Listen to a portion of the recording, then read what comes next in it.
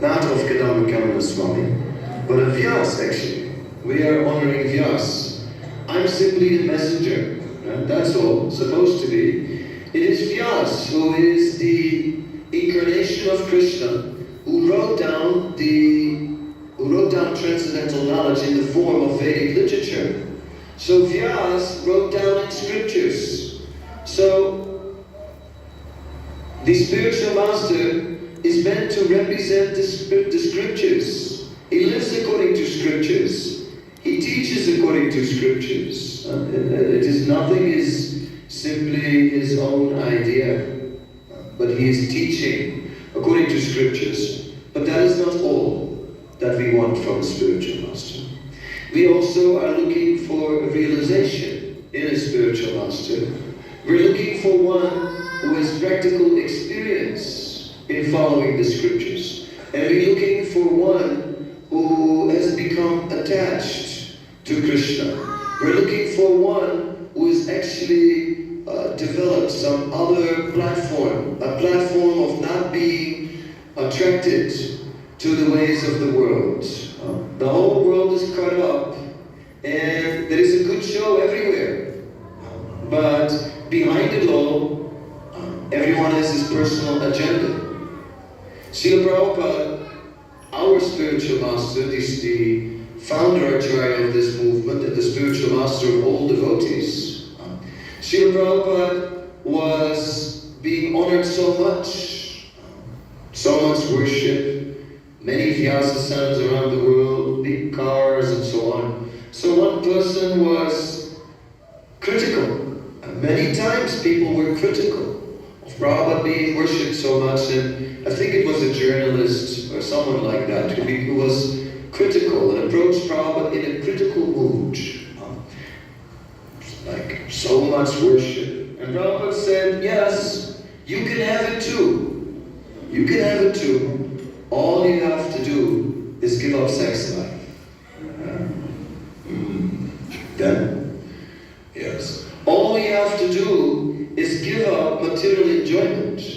So the spiritual master is not being worshipped for his own pleasure, because it's actually not so pleasurable to sit on a stage and to be the object of everyone's adoration. One feels a little bit,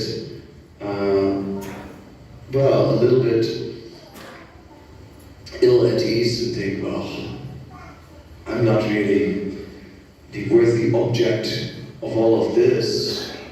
I'm just like everybody else, trying to be a devotee. Right? So, to tell you the truth, I would rather not sit here today, but it is a duty. So that duty is being performed. When Sri Chaitanya Mahaprabhu Kadamba Swami Maharaja ki. That message was 20 years ago, and devotees, it never changed over this 20 years. His message just got stronger and stronger. So now I would like to invite His Holiness Bhakti Chaitanya Swami Maharaj to say a few words. And His Holiness Kadamba Kanana Swami Maharaj was always fond of Maharaja's association. He especially liked Maharaja's parikram books and videos. He was constantly watching it and reading it and trying to find some places, these hidden places of Vrindavan, which he would then take the devotees on during the Kartik parikram. So, Maharaj.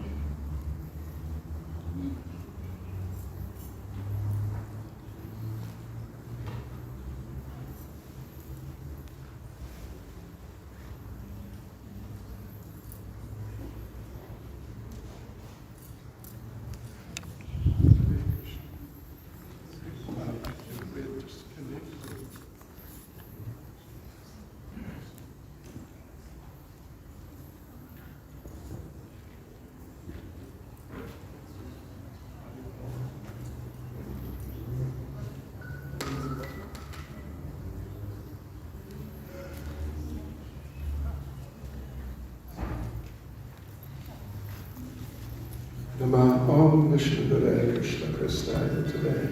Srimati Bhaktivedanta Swami Tinamane.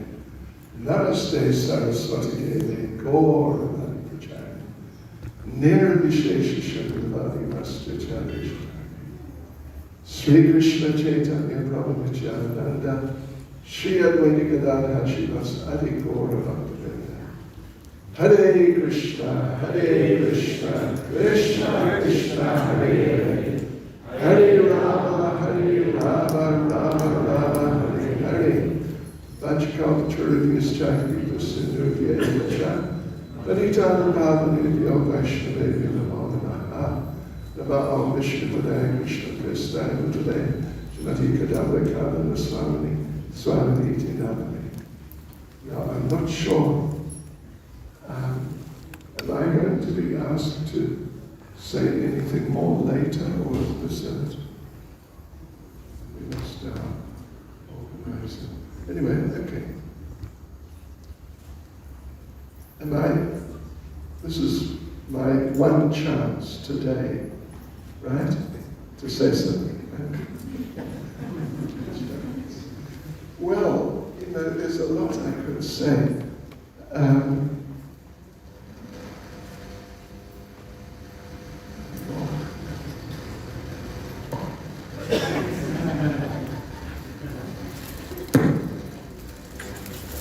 Yes. Well, let me just say, start off on a light note. On occasion, not so often, but sometimes, when I would meet Maharaja, just like we would stay next to each other across there, and anyway, over the years we bumped into each other here and there, and sometimes I would speak to him in Afrikaans. Can you believe it? Ek kan een klein beetje Afrikaans praat. Heel erg goed, no, not too bad. And he would reply in Dutch. We'd have just short little exchanges and laugh. We would laugh. Yeah, it was fun. He was a really fun person.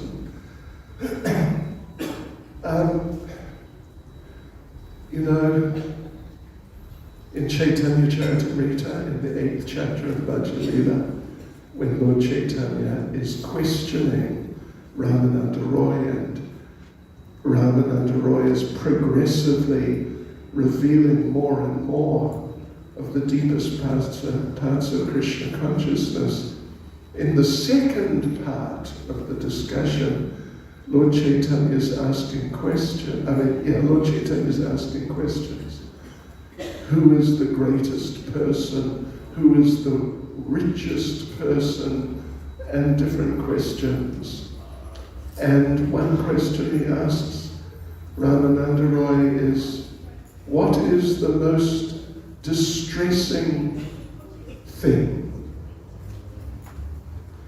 And Ramananda Roy replies that, except for separation from the devotee, I don't know of any painful thing in this world.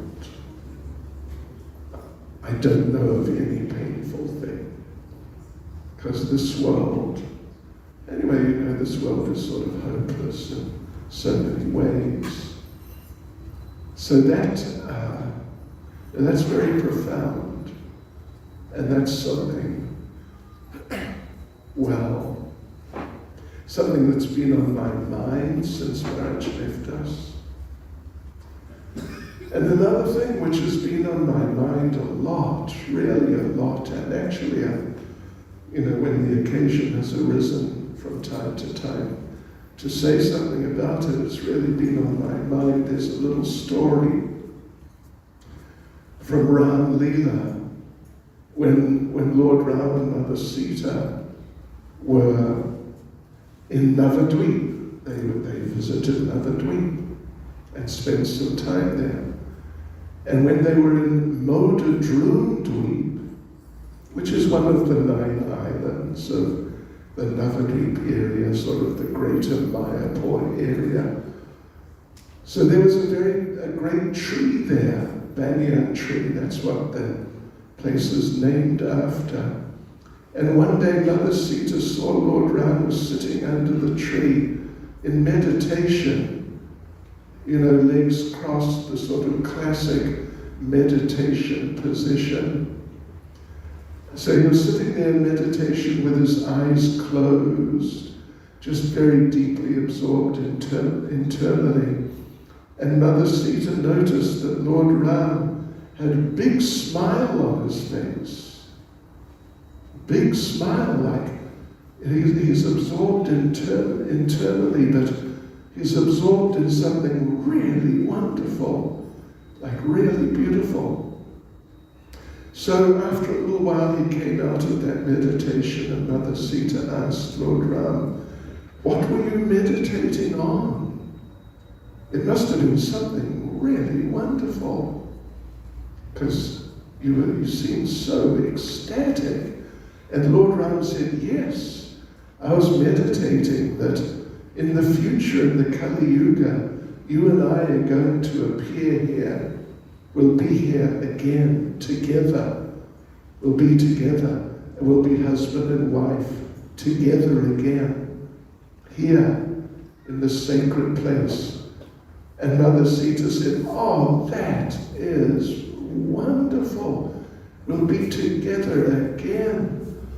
And Lord Ram said, "Yes, and we will give everyone love for ourselves. And it's just going to be the most wonderful thing."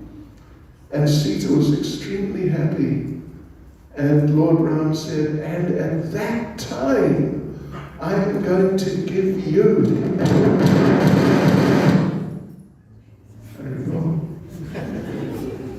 "I'm going to give you the greatest gift, the greatest gift." And Mother Sita said, "Really? What is that? What's that greatest gift?" And Lord Rama said, I'm going to give you, the greatest, most wonderful gift that there is I'm going to take sannyas and leave you." And Mother Sita said, "What? That's terrible. You can't do that." And Lord Ram said, No. It's the greatest gift. It's the most wonderful thing." And he told Sita, "I wanted to give it to you now, because I arranged," Lord Rama said, "I arranged to be exiled, and I assumed you would not come with me, and you would be back in the palace, and we'd be separated for however many, 14 years, whatever it is, and we'd be separated, and you would have that experience of love and separation, the most wonderful thing." And Sita is sort of speechless. And Ram said, "But you insisted on coming, and I couldn't give it to you. I was unable. But what I will do when we're together in Kali Yuga, I will take sannyas, then you cannot come with me. You'll have to stay home, and I will go on my own. And then you'll get that experience of love and separation." So it's an interesting little incident from the pastimes of Lord Rama and Mother Sita. And that is the fact. Lord Chaitanya spoke about it. Ramananda Roy spoke about it to Lord Chaitanya. Srila Prabhupada spoke about it many times. That love and separation, service and separation, is the most wonderful thing. And it's a higher experience. It is a happier experience. It is a more blissful experience than service together in meeting. So, you know, that's one of the foundational parts of our philosophy and just of the reality of Krishna consciousness, that service and separation is the highest, is the best, the most relishable, the most nectarian. The only problem with that is that it sort of contradicts material experience and material relationships. Because in material relationships, separation is the most painful thing. And particularly when the loved one passes away, it's the worst. But actually the fact is, spiritually in Krishna consciousness, it's the best. So, you know, there are many things that can be said, but in very simple terms, when the spiritual master leaves this world, of course it's very challenging for the disciples. Some disciples, like when Srila Prabhupada left this world, they couldn't really sort of bridge the gap. Particularly some of those who had spent a lot of time with Prabhupada and had sort of worked with him on a regular basis for some of the time. They couldn't really bridge the gap between being in separation happily and being together happily, and, you know, then losing that happiness of the togetherness. But it's when the spiritual master departs, that is the necessity. One has to bridge the gap, and it's not so easy. But anyway, the association of devotees is there, and Krishna consciousness is there, the whole world and way of life of Krishna consciousness, and it helps so much. But really it's very important. It's not just important, it's essential to really cultivate the appreciation of the presence of the spiritual master when he's not physically present. That is vital. It has to be done. And that we experienced when Srila Prabhupada left. It was the first time that it had happened in ISKCON. Now, of course, you know, we Bhakti Churu Maharaj left, and Bhakti Tirtha Maharaj left, and various others have left, and so, I mean, you can never really get used to it, but you sort of, you begin to adjust to the general idea more and more. And we need to do this. When Prabhupada left, it was an incredibly devastating thing for the entire ISKCON, the whole of ISKCON. But it didn't take a long time. Really, it just, for many, it took a few weeks to really start making the adjustment. As Prabhupada said on many occasions, when he was asked, how did you do it on your own? Prabhupada would answer, I'm never alone. My spiritual master is always right with me. So that's the fact. That is the transcendental fact. And we as devotees, when we find ourselves in this situation, First thing we have to do, we have to accept, you could say philosophically, that this is what is said by those very highly elevated people like Prabhupada, Lord Chaitanya, all these great, great transcendental personalities. They've all said this, so it must be true. It must be true. And then we have to pray. Pray to the spiritual master, pray to Srila Prabhupada, pray to Lord Chaitanya, sort of pray to everyone in a sense, that please help me to realize this. Help me to realize this more and more. And they're very merciful. So if we pray like that, and if we try like that, then they will give us the realization, and we'll feel that we're not alone, and we'll know that we're not alone, and we'll know that we are together. As what's the book, what does it say? Forever present. Is that it? Forever present, right, yeah.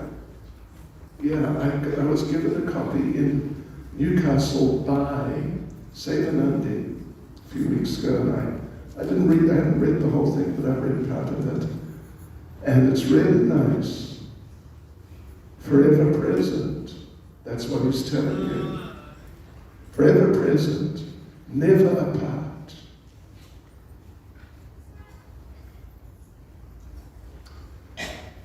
So it's a great gift. That's what Lord Rama said. It's the greatest gift. Although Sita's initial reaction was, what? That's terrible. But actually it's the greatest gift. You just got to bridge the gap, that's all. Little step into a more transcendental understanding and realization of what Krishna consciousness is. So Maharaja is such a wonderful person. What a wonderful person. Really amazing person. And I met him, last time I saw it was October, sort of middle of October. It was in Ekadasi, in the middle of October or something like that. I went to his place there in Vrindavan, and we talked about different things, maybe half an hour or 45 minutes. And he told me he was making this book. And he told me that he really wanted his disciples to understand the point of forever present and never apart. Yeah, because he was no fool in any respect, and spiritually he was really highly tuned in. So he understood this point. He understood the point. And, he's waiting. He's waiting for all of us on the other side. We'll all be together. So, anyway, this is the first Vyasa Puja since he's left us physically. And my advice, if you want to say, or just what I feel, is try to embrace these points. Really try to embrace these points, beginning with at least theoretically accepting that this is what they say must be true. Take it into the heart.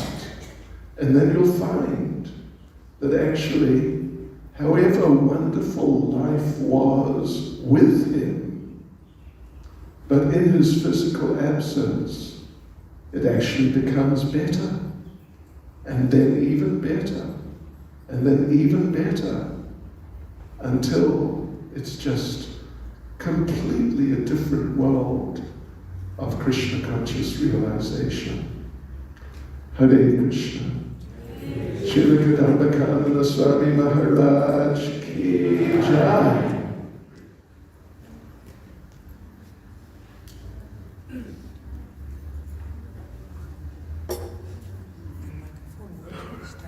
Yes.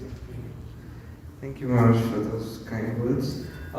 Before we go on to His Holiness Bhakti Priya Bhagat Maharaj, we have a short message from His Holiness Parthasarathi Das Goswami Maharaj.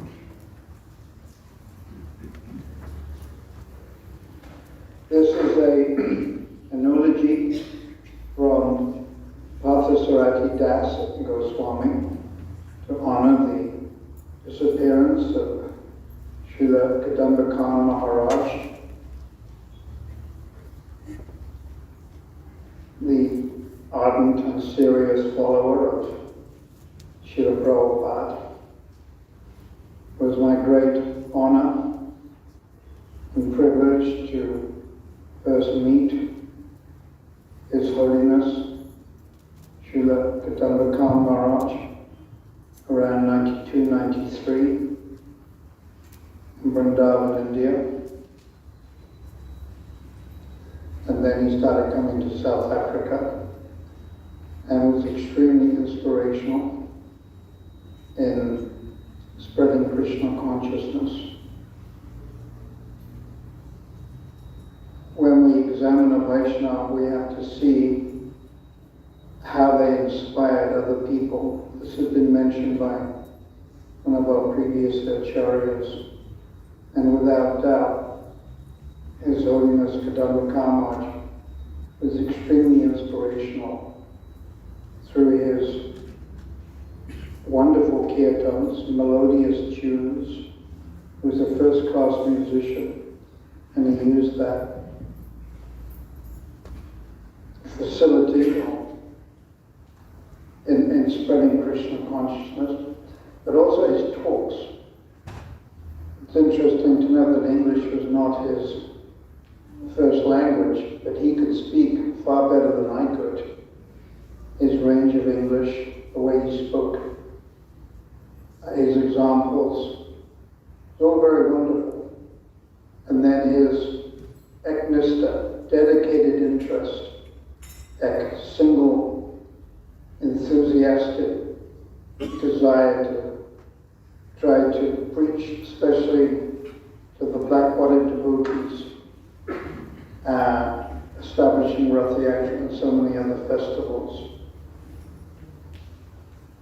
So this is very amazing, and I sincerely encourage his disciples and followers to respect him by continuing that mood. Although he's not physically present, he's spiritually present, and we should continue, at least as disciples, in trying to outreach to the other communities in South Africa.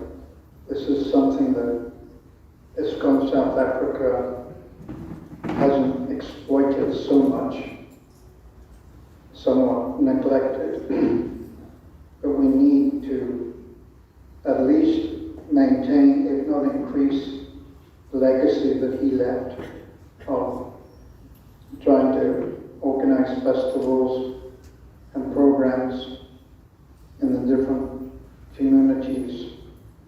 And this is how we'll honor him.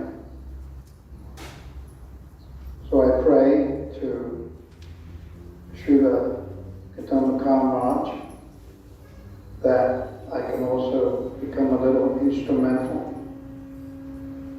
in spreading Krishna consciousness in South Africa. Also have a little particle of his enthusiasm, determination in spreading Krishna consciousness in Srila Prabhupada's personal preaching mission, the International Society for Krishna Consciousness. Srila Kadamba Maharaj ki jai. His Divine Grace, Srila Prabhupada ki jai. Our Guru Parampara ki jai. Go Premanandi Hari Hari Bol. His Holiness Parthasarathi Das Goswami Maharaj ki, Srila Prabhupada ki. Now we hear from His Holiness Bhakti Priya Bhagavad.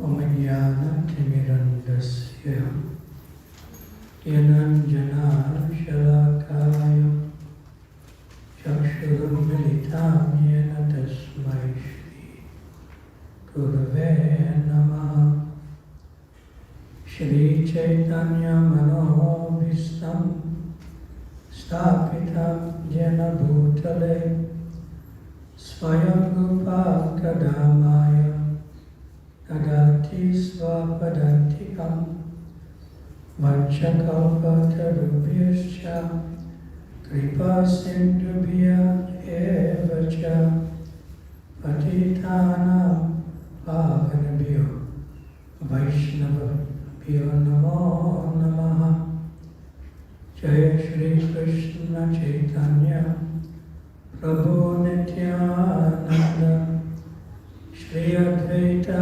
Gadadhar Srivasadi Gaura Bhakta Vrinda Hare Krishna Krishna Krishna Hare Hare Hare Rama Rama Rama Hare Hare.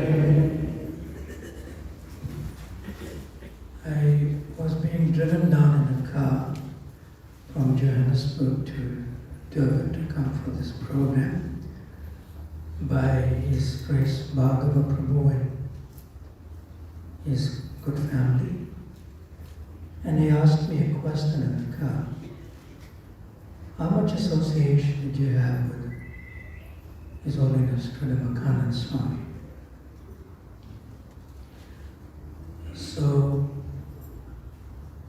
I could speak about it. It will take a while. One disciple of Srila Prabhupada, his name is Vishal Prabhu, he's late now. In his last years, he was living in Vrindavan. And Vishal Prabhu was, you could say, bold, and at the same time, innocently eccentric. So, when he wants to speak to Srila Prabhupada, nobody can stop him. So he used to just go to the personal servant and say, I want to speak to Prabhupada now. And if the personal servant said Prabhupada is busy, you should just push him aside and go right in. And he did that once. And he came in front of Srila Prabhupada, and Prabhupada said, oh. You know, Prabhupada makes those words, oh. And then sometimes Prabhupada's, a lot of times when I hear his tapes, he'll say, so. So Vishal started speaking. And he said, and he was pretty loud, he said, Srila Prabhupada, can you define ISKCON? Can you define a devotee in ISKCON? And can you define the activities of ISKCON and the activities of a devotee in ISKCON? And Prabhupada immediately answered in 6 words. He said, chant Hare Krishna, spread Hare Krishna. And that perfectly describes, Srila Kadamba Swami Maharaj. These 6 words, chant Hare Krishna, spread Hare Krishna. So, in my association with him, I would say when Prabhupada says so, and Srila Kadamba Maharaj's famous words for which was in the videos. When I used to speak to him, he'll tell me, what can I say? That's his famous words. What can I say? So when he says, what can I say? And his hands will go like that, what can I say? So that indicated to me that when he says like that, especially to me or to others, I expressed, at least I felt, that what can I say means I don't know anything. That means it's deep humility. It's deep humility. I first met Srila Kadamba Swami Maharaj when he was in his sort of, I wouldn't exactly say he was in the Grihastha ashram. That's not proper, I think. He was totally absorbed in securing materials, especially marble, to complete Srila Prabhupada's samadhi in Mayapur. He was wearing white at that time. And I could see that he used to come through Vrindavan because I first entered Vrindavan in 1989, this is way back. It's over like 30 years ago. And I had stayed there for about 2 or 3 years. And I used to come see him come through Vrindavan and then go to Jaipur and other places for the marble. And he seemed like a regular, ordinary devotee in ISKCON, but I didn't know better than that at that time. Then later on, when he became the president of the Krishna Balaram Mandir, I was also staying there. He succeeded Dinabandhu Prabhu as the president there. He used to stay in the same room in the Brahmachari ashram with His Holiness Jayagata Swami, and this time he was wearing saffron. Thought, this is an amazing change. Wearing saffron. So he sort of,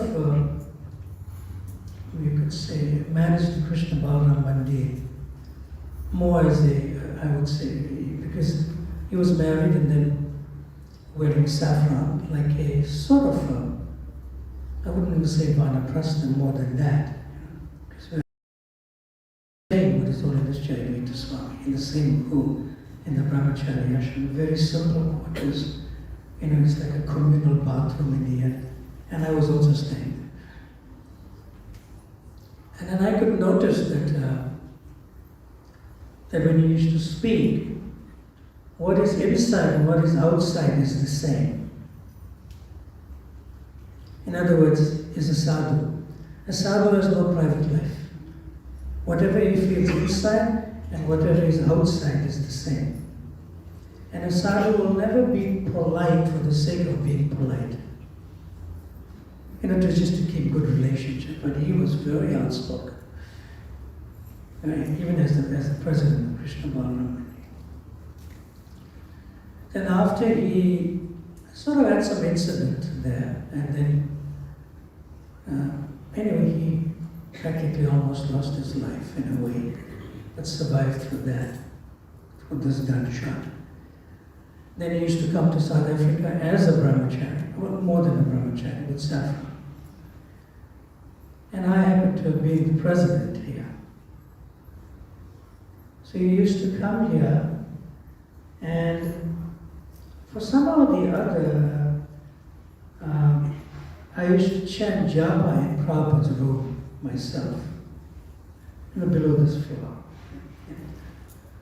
But then I used to get like interrupted in my japa, and I used to hear this kirtan in the amphitheater.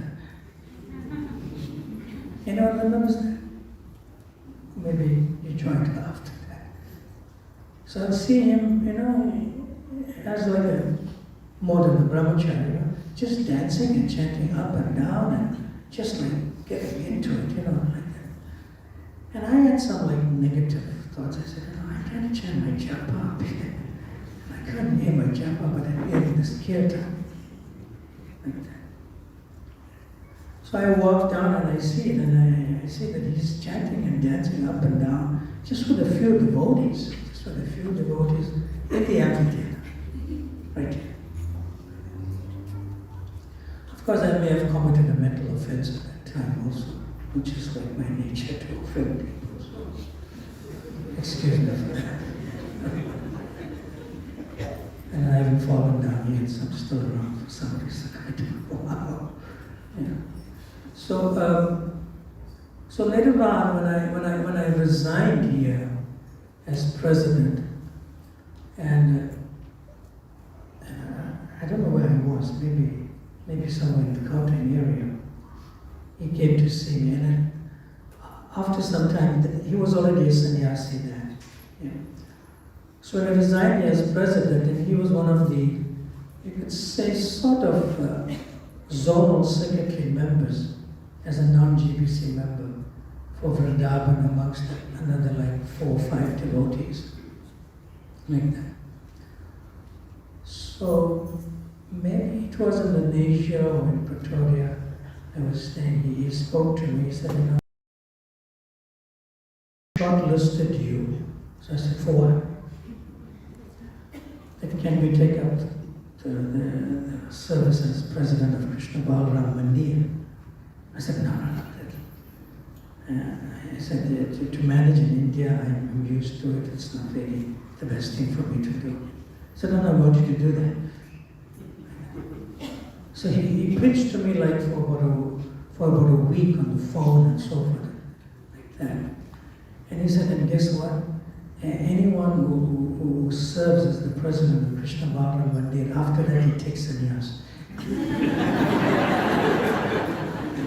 I thought, well, that's a kind of big deal. And it's true.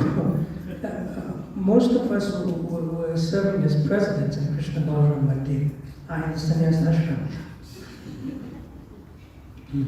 In fact, one of the general managers was my general manager when I was the president there.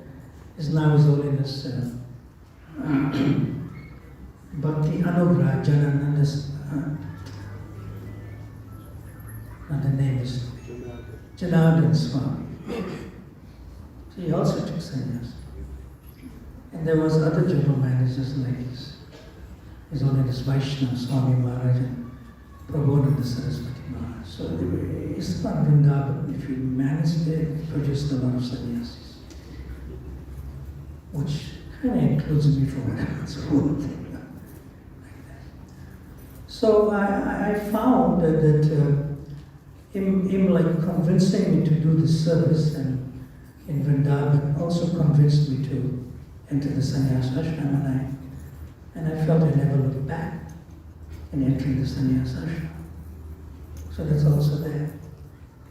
Of course, over time, he was one of my authorities in Vrindavan as like the sort of, it's called a VEB, Vrindavan Executive Board member. And he helped me a lot because through his experience in Vrindavan, I learned from his experience, as Srila Prabhupada said, and a good judgment comes from experience, and experience comes from bad judgment.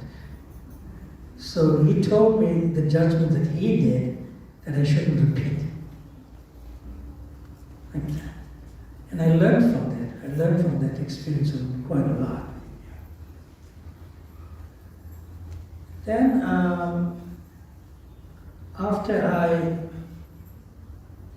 before I took sannyas, in 2009, which is probably 13 years now. So.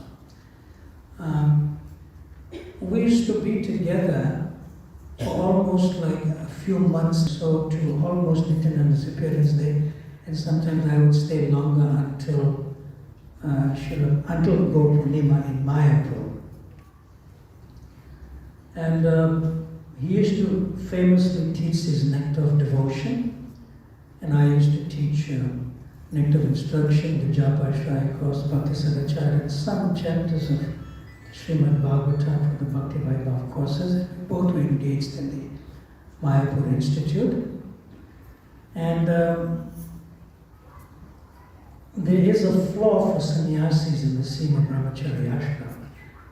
And in English way, you say, not American way, ground floor, first floor, second floor. So my room that was there every year was the first room up the stairs, room number 23. And I had this longish room, which is a little bigger slightly, with 2 windows inside. And then it goes into the balcony which faces the now TOVP, Temple of Vedic Planetary, the senior brahmacharya. My neighbor used to be a Pankajani Prabhu. And in the next room thereafter was Jayagita Swami Maharaj. And the next room was Jananivas. And the next room used to be Sureshwar Prabhu, who was a disciple of Prabhupada. And the last room at the end was Srila Kadamba Swami Maharaj in this room, on the side of the TOVP. So, I mean, every year we used to teach and we used to stay in the same floor practically. So, I don't know if I should say this, but I'll say it anyway. So I used to get up very early and chant my rounds, roundabout, and rising every day at 2 o'clock in the morning. And I used to complete almost all my rounds before Mangala Arati. It was wonderful actually. And then I used to sit again for japa time after Mangala Arati and then chant next to Prabhupada in the temple room. And then sometimes I used to come up to the room, and even before Mangala Arati. And then I used to hear somebody else chanting. And I came onto the balcony. And I walked across all these doors. And I had one room, His Holiness Jayagita Swami Maharaj was chanting his japa before Mangala Arati. And I walked a little further, and this was a little louder chanting of japa was Srila Kadamba Maharaj. Every day, completing his japa before Mangala Arati. For those several months, even sometimes up to 4 months or 5 months. And sometimes I was a little bit not well, and I used to feel maybe I should not get up at 2 o'clock in the morning, but get up around 3:30 and go to Mangala Arati and then chant my rounds there. But then, Kadamba a little loud. And in the still of night, at 2 in the morning, that was my alarm clock. I said, I have to also, it's like, sometimes you feel it's too early to get up and chant. I have to get up, because I used to hear his chanting. And he doesn't know I used to get a lot of inspiration from him chanting japa. Because it gave me the strength to continue, even if I didn't feel like getting up.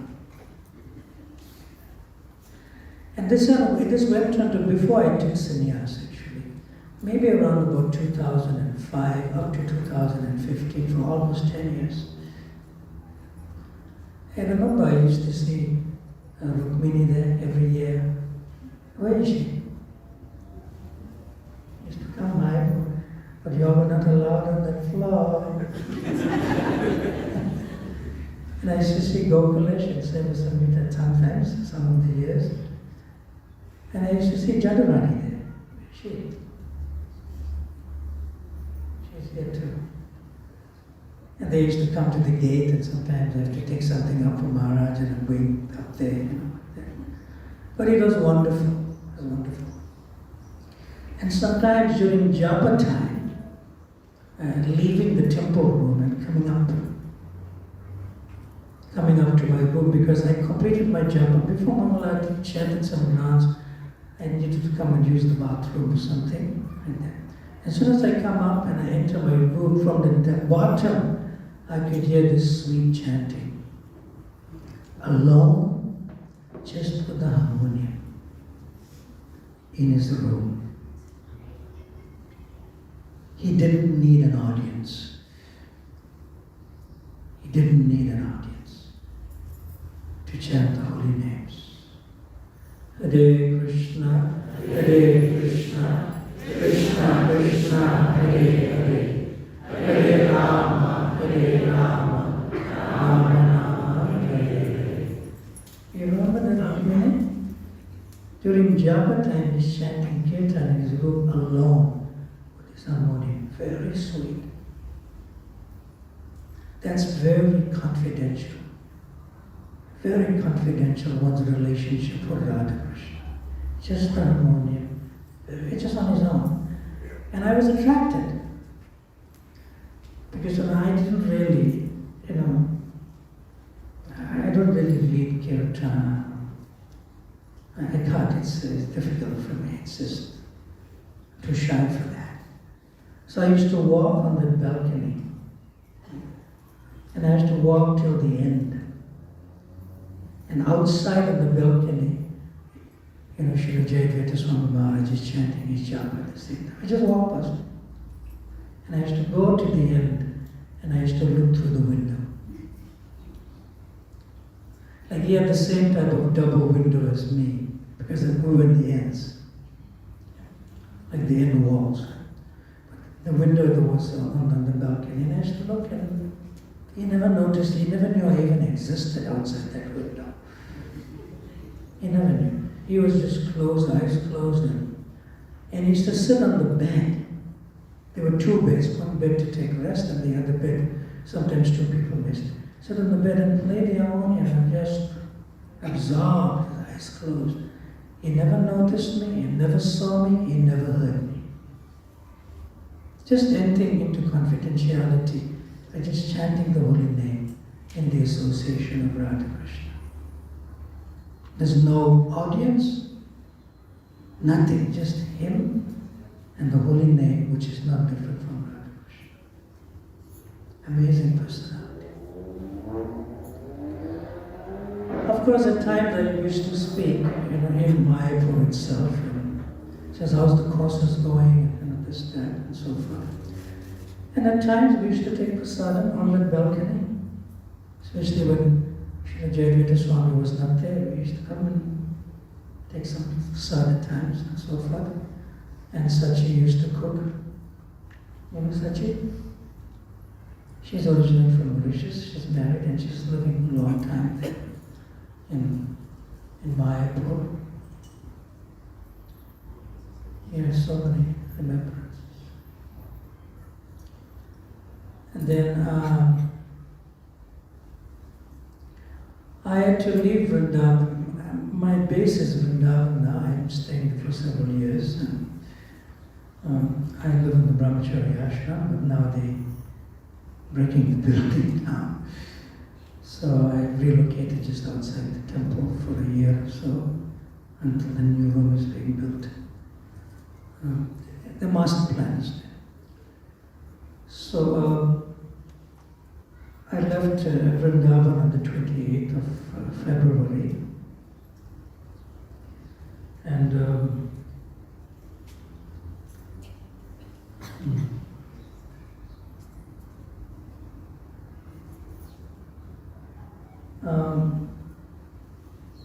I was asked to give class on that same day that I was leaving. And 28th of February happened to be on a Tuesday, I think, if you see a calendar. Yeah. So I last was with, this is like 10 days before you could leave, on the 9th, right? Like after Gopurnima. So I was with him on the previous Saturday, which would be 28, 27, 26, 25th. And the devotees used to do kirtan from 4 to 6 in the evening in the main, you could say, lounge area of the apartment. We call it a lounge area. Yeah. And he was in the room, and you could see from the room if he's propped up. So I was sitting next to him in the room from 3:30 before kirtan could begin. He knew I was coming. And he was lying in his bed. And these beautiful details here of Puja on my right hand side, here on the altar was there. Beautiful photos and so forth on the altar. And when he was lying in the bed, and then he realized they were sitting on a chair almost next to the bed. And on the floor was sitting a disciple of Srila Jayadvaita Swami Maharaj named Kadamba. You know him?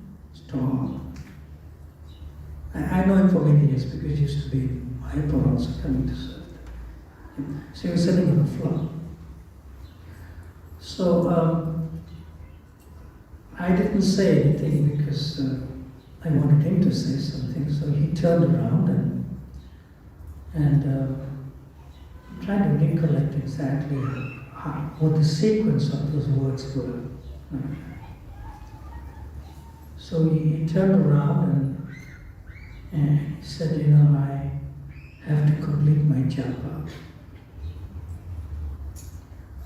I said, fine. And he told me how many rounds he has left to do for the day, which was, I wouldn't say it now. Then I said, you don't need to complete your japa because you're always chanting Hare Krishna in your heart. He said that, I know you teach this course, and several of my disciples, and I attend your course called Japa course, but I have to complete my japa. I said, but in this state of consciousness, you are going to go back home, back to Kadamba. You don't need to do that. And I didn't know that previous to that, His Holiness Jayadvaita Swami told him the same thing in his exchange with him. I didn't know. It was a day before or so. So you don't need to do that. You just chant and I told him, you just chant as much as you can chant. And then he told me something, and that also entered the ear of Kadamba Prabhu. Nice Kadamba Kanana Swami, Kadamba sitting there. Kadamba. So he said something like this, and he said, he really was, I wouldn't say, he really was so deeply concerned that, and he said it in that deep concerned voice, he said, if I don't chant my rounds, my disciples will not chant their rounds. This was his exact words. Yeah. Then I thought, then I asked, I said, but then they also belong to ISKCON, and they also belong to Srila Prabhupada. He said, I know that, but it is my duty to chant my rounds, so that it's the duty of my disciples to also chant their rounds daily. And I left it at that. And then after some time, the kirtan, this happened between 3:30 and 4, this exchange. Okay. So then the kirtan began at 4 o'clock. And the kirtan was being sung, the first lead singer. I know him from a small boy. I even stayed in their home in Mauritius. And they were homeschooled. And his name at that time was Stoka Krishna. Sachinandan Swami as Smita Krishna. He was here recently. And his brother's name is, his name was Sharat Purnima, now is Sharat Bihari. Was initiated by Sharat Kanana Swami. These are two brothers. So he started leading the kirtan. And Srila Kanana Swami Maharaja was on his right side facing me, and I was sitting in the chair. So I was like a little bit wondering whether I should sit in the room or go and sit with the kirtan devotees. So I kind of hesitated, and I just like almost like thinking of getting up. He said, emotions. So then I realized that he wanted me to just be there in the room with him. So then the kirtan started, and if you know the Gopi Geet, it starts with the first Tavakatam Ritam Tapta Jivanam. You know this verse, right? It's from the Gopi Geet. And that's the tune, everyone sings it in. So this devotee,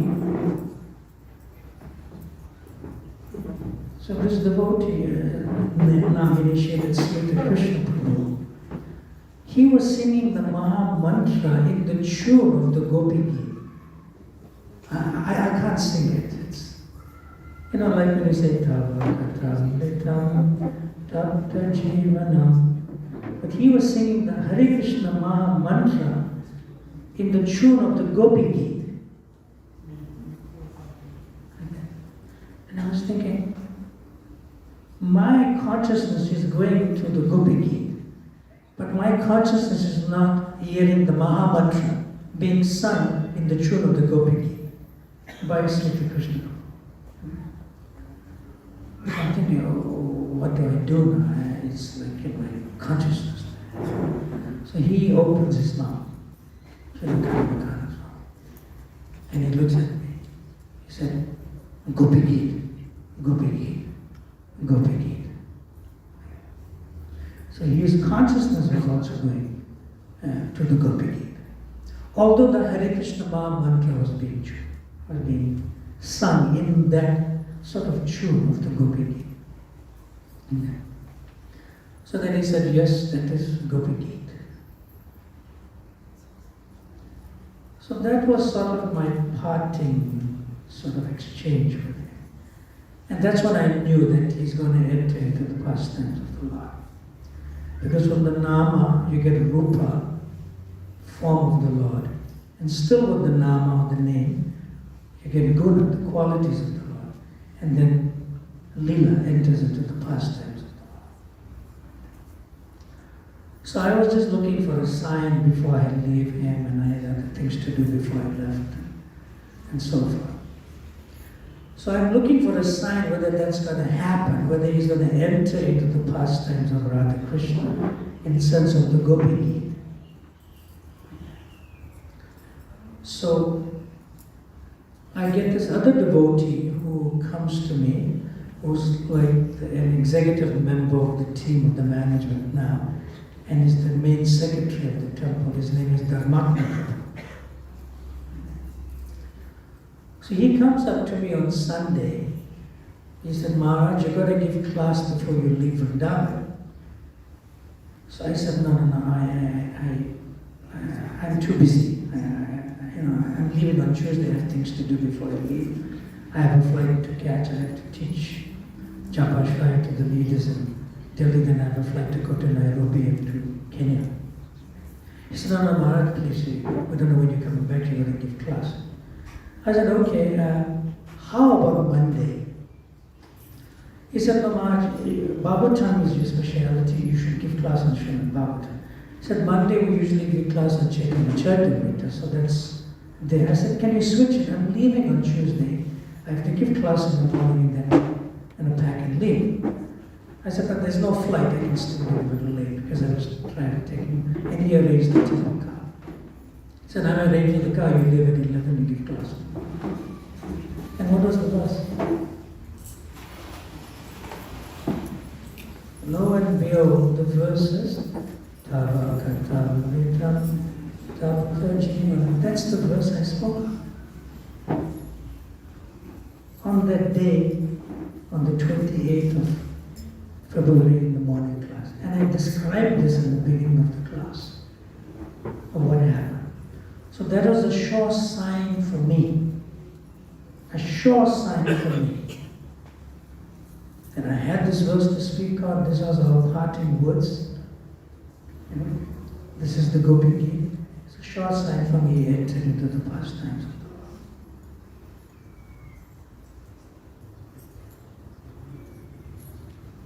I hope somebody can be there for me, also at the time of leaving this body.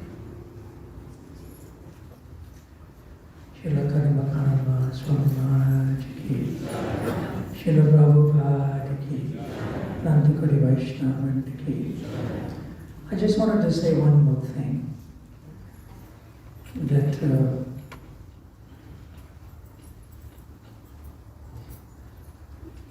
these words echo always in my consciousness, which Srila Bhakti Chandra Swami Maharaj added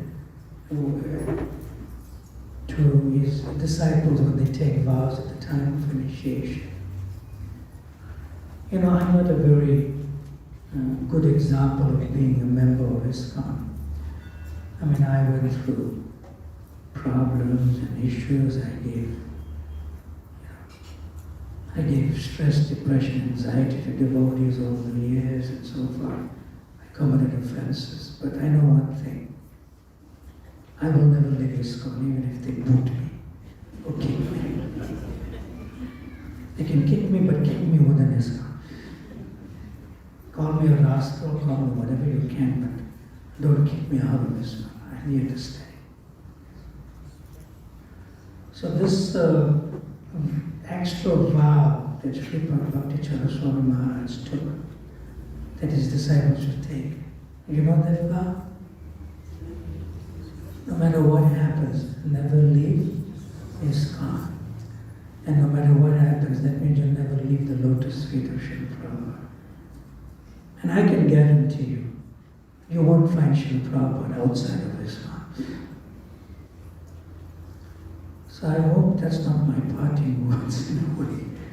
That's not a form of chastisement or something. I'm just praying that no matter how difficult it is, it can be difficult sometimes to be in ISKCON. I went through that, and I also gave difficulties to others who are still in ISKCON. But please, no matter what happens, never leave the lotus feet of Srila Prabhupada as the founder Acharya, and never leave the International Society for Krishna Consciousness. We have no other shelter. The International Society for Krishna Consciousness ki Ananta Koti Vaishnava Vrinda ki Srila Prabhupada ki Srila Kadamba Swami Maharaja ki Atai Gaur Premanande. His Holiness Bhakti Swami Maharaj ki. Thank you for that, Maharaj, and taking us back to the days in Mayapur Dham as well. For you to come too. Yes. Maharaj's plan in Mayapur was often to go to bed at 7:30 in the evening and wake up and rise between 1 and 1:30. Oh yes, that's the trick. Early to bed, early to rise. He would then chant his japa before Mangal Arati, attend Mangal Arati, and then study scripture right until breakfast. So that was always his program, and he did it for many years, as Maharaj mentioned. But also, part of Maharaj's puja, he later on started worshipping Giriraj Govardhan, and then later Sadbhuj. But part of his puja was always just to be there alone with the Lord and sing and sing and sing. And towards the end, he said, when the devotees were visiting him, he would say that I hope Krishna allows me to sing in the spiritual world as well. Kadamba Swami Maharaj ki Bhakti Chaitanya Maharaj on many occasions described Maharaj as an explosion after explosion after explosion of kirtan, as this big kirtanya. But there was always more to Maharaj. And today, in this next few minutes, and we'll begin his life with Maharaj, his childhood and his birth in Amsterdam, which will be presented by Jarikanda Sevakar Mataji. And after that, we'll speak about the journey from Amsterdam to Vrindavan by Gokuleshwar. So, if we can ask his devotees to get ready. At the same time, we have some prime real estate here, devotees. Really hot property, it's selling up quickly, so if you could please rise and come as close as possible. There's many devotees in the foyer area now, so please come. Hare Krishna, Krishna Krishna, Hare Hare, Hare Rama, Rama Rama, Hare Hare, Hare Krishna, Krishna Hare Hare, Hare Rama, Rama Rama, Hare Hare, Hare Krishna, Krishna Hare Hare, Hare Rama, Rama